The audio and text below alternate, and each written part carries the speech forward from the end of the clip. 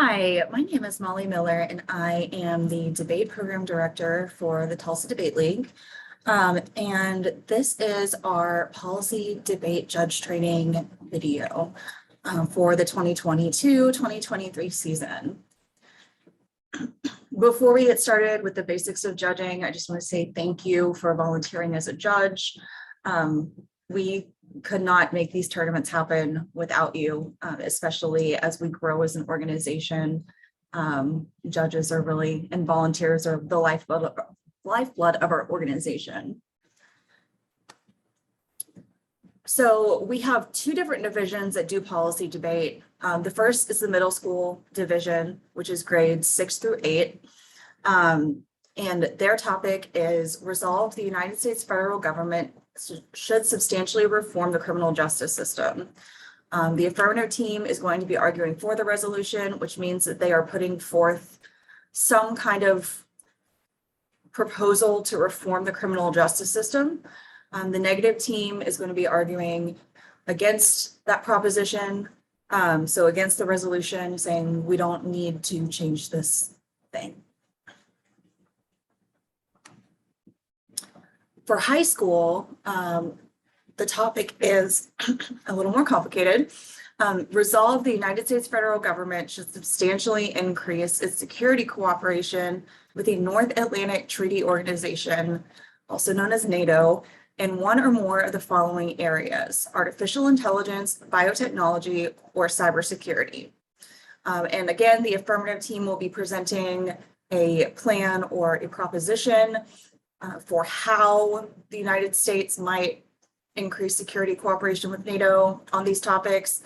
The negative team will be arguing against that proposition, saying that we don't need that change. And for both of these topics, you do not have to have any topic knowledge of the criminal justice system or foreign policy in the North Atlantic Treaty Organization. You need to focus on what the students are saying and how they should be presenting their arguments in a way that convince you, even if you don't know anything about the topic. So don't stress out about that. So our structure for middle school and high school is a little bit different. Our middle school division is more designed to teach the basic skills of debate and be a little more education focused and foundations focused, versus our high school, which is supposed to be aligned with the National Speech and Debate Association structure. So the times are a little different, even though the speeches all do the same thing. So for the middle school round structure, we start with the first affirmative constructive. This is always the team that starts. The affirmative gets to pick the plan or the case that they want to run. The negative does not get a say in that. The affirmative chooses the case they want to run. So they're going to, in the first speech, present their case. They're going to introduce the problem. They're going to put forth their plan for fixing that problem, and they're going to explain why they think that plan is the best option for dealing with criminal justice reform. And they're going to have 6 minutes to do that. After that speech, they will have a cross-examination period of 3 minutes. And that is an opportunity for the negative team to ask the affirmative team questions about their previous speech and about their case, about their plan, all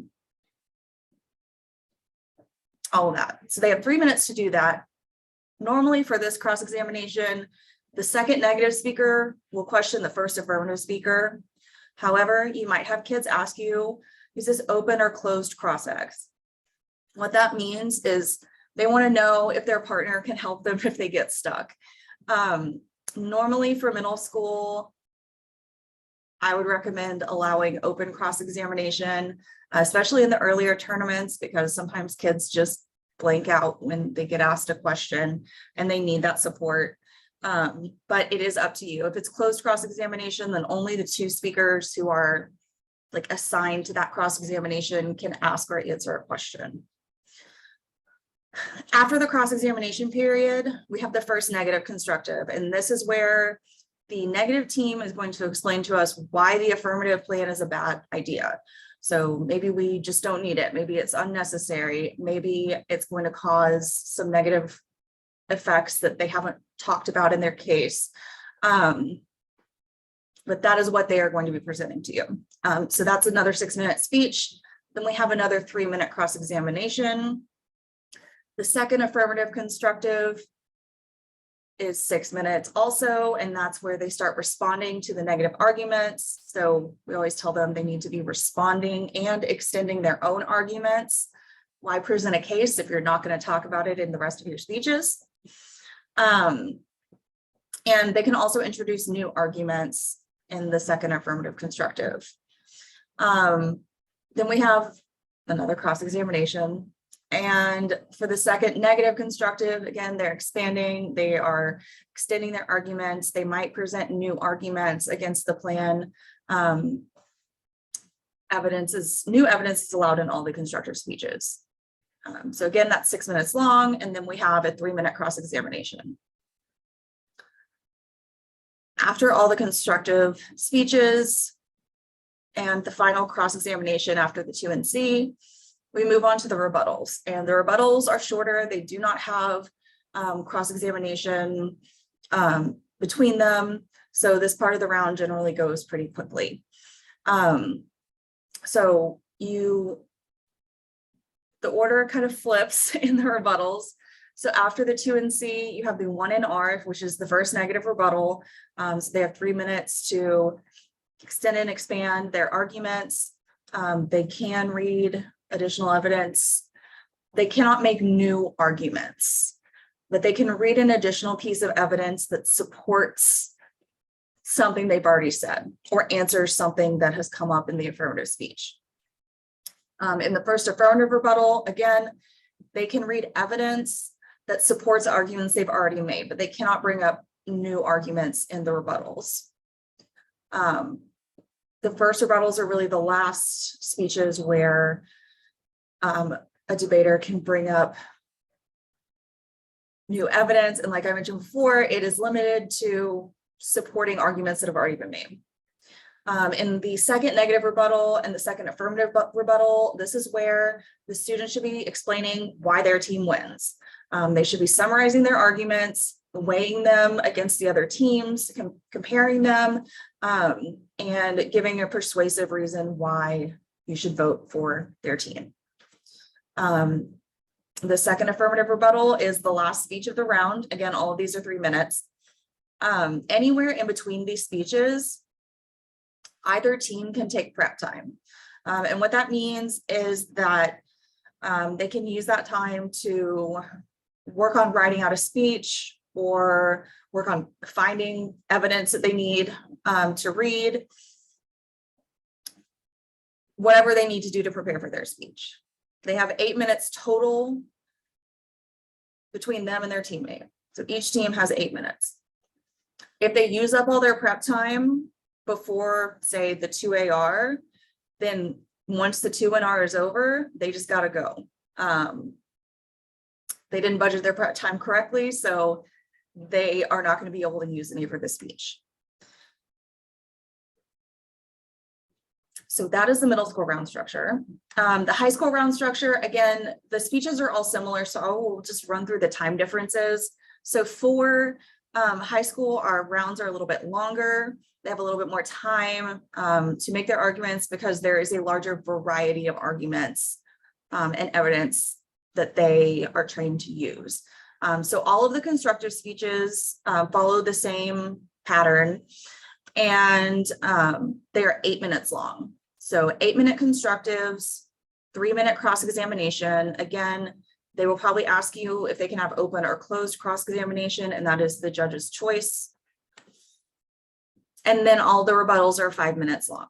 So again, the only difference is they have a different topic and they have a bit of a longer time. They have prep time, 8 minutes per team as well. As a judge, your job is to give the round your full attention. So we do ask starting out the round that you turn off any or silence any cell phones or electronic devices before you start the round so that the kids can have your full attention, because a lot of times they are spending a lot of energy and a lot of thought and a lot of effort in preparing for these debates. So we do ask that you honor that with your full attention. The big thing is your job is to make sure the round stays on schedule. If you give debaters an inch of time, of extra time in between their speeches, they will take a mile and it will throw our tournament schedule off. Our goal is to get kids out by like 9:30 at the latest so they can get home. So keeping things on schedule is really, really important. And that means like keeping time for the speeches, making sure that prep time is being kept track of, making sure that cross-examination time is being kept track of, and so on. A lot of times older debaters will time themselves, which is fine, but it's really up to you if you prefer to keep your own official time or not. And you can just use a phone for that, or if you have a watch, you can use the watch. Like it, however we're keeping time is fine. After the round, you will make a decision on who won the round based on which team does a better job of proving their position. So who uses the evidence the best? Who, plays offense and defense the best in the round? Who explains their reasoning the best and makes the most convincing argument? So we do ask that you don't make this based on personal opinion, but the actual like art of argumentation. We also ask that you provide each team with constructive feedback after the round. Verbal feedback is fine, but it is also helpful if you can write a little, like the most important things on the ballot, because what we do is we send those ballots home with kids. Well, we send them home with their coaches. So it's really important that coaches are able to look at that and go over those and discuss that with students. In my experience, if students only get verbal feedback and there's nothing written, if you ask them what the feedback was, they just kind of shrug and say, I don't know. So please try to write some feedback as well, because we as coaches want to use that to help our kids improve in speech and debate. And sometimes they do need an adult to help them with that. But please be positive. If there are a lot of things they need to work on, try to point out at least one thing that they did well, just because we want it to be a growth opportunity, but we also want the kids to feel encouraged to continue working to improve their skills. If there are any issues with the round, like if a team doesn't show up, if you can't find the room, if the room is locked, if there's like a rules challenge or something like that, if it comes up during a round, please contact Chris Cook, who is our tournament director, immediately.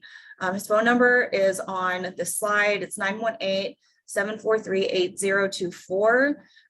He will be the point person. We ask that you don't just like stand outside assuming somebody knows and is coming to unlock the room, because we don't know if nobody tells us. So please communicate with the tournament staff and the tournament director if something comes up and you need help, because that is the easiest way for us to get behind schedule. When you come to the tournament, we will have like a holding area that the kids are in. Usually this is either the auditorium or the cafeteria. It just depends on the school site. But there will be a table with tournament staff that is labeled ballot table. So when you arrive, please make sure that you check in at the ballot table. Let us know that you are there, and check to see if you have a ballot assigned to you. Sometimes we have more judges than we need. That likely will not happen this year because our tournaments are growing a lot. But if by chance you do not have a ballot assigned, please stay close to the table or like in that holding area so that we can easily reach you if we have to reassign a ballot. Sometimes our system will accidentally assign like a coach from Rogers to judge a round with Rogers students, which is not something that we want to have happen. So if that happens, we have to reassign that ballot to a judge that is not affiliated with either school in the round. So please hang out. If you don't have a ballot assigned to you, we will probably be able to find somewhere to put you. If you do have a ballot assigned, go ahead and pick it up and head to your room so that the rounds can start on time. Sometimes we like to hang out in the auditorium and talk and all of that, which is great. Like, we love the community, but we do need to start on time. And there's lots of time during dinner to chat and catch up and all of that fun stuff.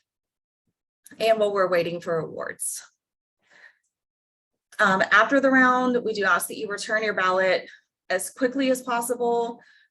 We do, want feedback written on there. One way to make sure that happens and doesn't hold up the rest of the tournament is by going speech by speech. So you can write like 1A and write your feedback for that person while the next person is taking prep time or during their cross-examination. And that just helps you manage that workflow a little bit more so it doesn't take like 20 minutes to fill out a ballot. So turn that ballot in, and when you turn the ballot in, please check and see if you have a ballot for the second round. If you don't, again, please hang out and wait until we have all the ballots out to make sure we don't need to reassign something to you. When you complete the ballot, you will cast your ballot for the winning team by writing their team code, which will be on the ballot. And you will also check or mark whether they were affirmative or negative. Just as like a double, this just make sure that you're voting for the right team. You also will rank each speaker in the round from 1 to 4. And you will assign them speaker points, which we use a scale from 26 to 30. We do not give lower than a 26. A 26 would mean that the speaker was below average in speaking skills. And a 30 would mean that the speeches this debater gave were near perfect. There's hardly anything you would change about what they did. Usually, like 28, 27, 28.5, all of those are okay. You can use decimals. Those are kind of the mid-range of like, it was a good speech. There's room for improvement. You can assign the same number of points. So if everybody was about the same level and they were all just kind of average speakers, you might give them all 28s. That is fine. But you cannot assign the same rank to 2 students. So even if they all have the same number of speaker points, you have to still rank them 1 through 4. Also, sometimes you will have a team or a student who is debating solo. We call that debating maverick. And in that case, you would only rank 1 through 3. So you would just leave that 4th box blank. Sometimes we have situations where the winning team has a lower speaker point average than the losing team. So this might happen maybe if the winning team got like a 26 and a 29 and the losing team got 28 and 28. The average of the winning team would be lower than the average of the losing team. If that happens, you would check low point win. And that's just for our information. That's not really gonna cause any problems. It's another way to check that you are voting for the team that you need to vote for. Here's an example of a good ballot. This judge has ranked the speakers